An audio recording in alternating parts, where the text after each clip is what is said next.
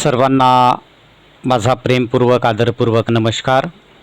मी Amol Sahebrao Shinde घरणीकर, Sharda Sanskrit classes Latur आपल्यासमोर एक सुंदर असा पेपर सादर करतोय।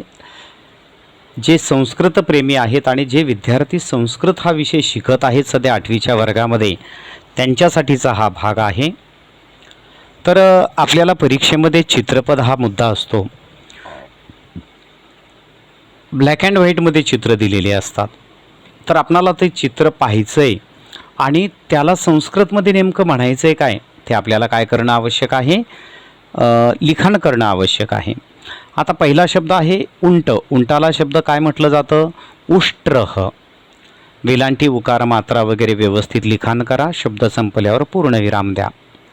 दुसरा शब्द आहे चंपकम। पुढे पुनःपूर्णी। पुनःपूर्णी, पहिल्या पला पहिला उकार आणि पूर्णीच्या पला दुसरा उकार, न बाणाचं दुसरी वेलांटी। पुढं पनसम, मराठीत फणस म्हणतो आपण, पण संस्कृतमध्ये पनसम। योग्यम उत्तरम चिनुत। च डॅश ज डॅश इय, मग च वर्ग पाहिजे माहिती आपल्याला। च छ ज झ य, काय म्हणायचं? च छ ज झ य। रिकाम्या जागी जे काही उत्तरं लिहायची असतात ते आपल्याला वाक्य ते पूर्ण लिहायचं असतं आणि अंडरलाईन करणं आवश्यक आहे। पुढं आले प डॅश ब, म्हणजे प वर्ग, प फ ब भ म। व्यंजन नेहमी हलंत असतात, ही गोष्ट लक्षात ठेवा, स्वर पूर्ण असतात। अक्षरेही अंकही वा संख्या लिखत। बेटांनो, एकाखाली एक आपल्याला 4 लिहायचे असतात प्रश्न आणि त्याच्यानंतर पुढं योग्य उत्तर लिहायचे। संख्या आणि समय लिखाण करत असताना शुद्ध मराठी अंकांचा वापर करायचा आहे, इंग्रजी अंकांचा वापर करू नका। 9 नव, अक्षरात लिहिलं, अक्षर संपलं, वाक्य संपलं की पूर्णविराम द्यायचा आहे। 9 नव। 27 सप्तविंशतिः आणि उभीदंडी। नवदश नवदश, म्हणजे एकावर 9, 19, इथं उभीदंडी द्यायचं नाही। अंक आणि अंकात लिहिलं की उभीदंडी नाही द्यायचं। षोडश 16। समयम लिखत। 4 वाजले, चतुर्वादनम। 7 वाजून 15 मिनिट।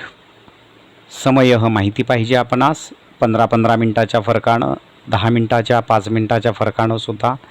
सपाद सप्तवादनम। 6:30 सार्धषडवादनम। 8:35, ॲक्च्युली तिथं 8:45 आहे असं आपण गृहीत धरूया, म्हणजे 9ला 15 कमी, पादोन नववादनम। आणि 8:35ला काय म्हणतात मग? 35ला काय म्हणायचं? पंचत्रिंशदधिक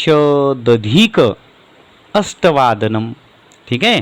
वर्णविग्रहम कुरुत श्रेष्ठम। श्रे हलंत श हलंत र ए। ष्ठ हलंत श हलंत ठ अ आणि हलंत म, उभीदंडी शेवटी। उत्पीठिका। उ अधिक हलंत त अधिक हलंत प अधिक दीर्घ ई, हलंत ठ रहस्व ई, हलंत क आ, उत्पीठिका, उभीदंडी। वर्णविग्रहाचाही मुद्दा महत्त्वाचा आहे आपल्यासाठी। आता नाम आणि सर्वनाम यांची विभागणी करायचे। तत्पूर्वी आपल्याला नाम कशाला म्हणतात माहिती पाहिजे। सजीव किंवा निर्जीव यांना दिले गेलेल्या नावाला नाम असे म्हणतात। नामाऐवजी वापरल्या जाणाऱ्या शब्दाला सर्वनाम असे म्हणतात। मग नाम आणि सर्वनाम या बाबतीत पाहूया आता। पवनदेवः हे नाव आहे म्हणून नाम। गोपालः नाम।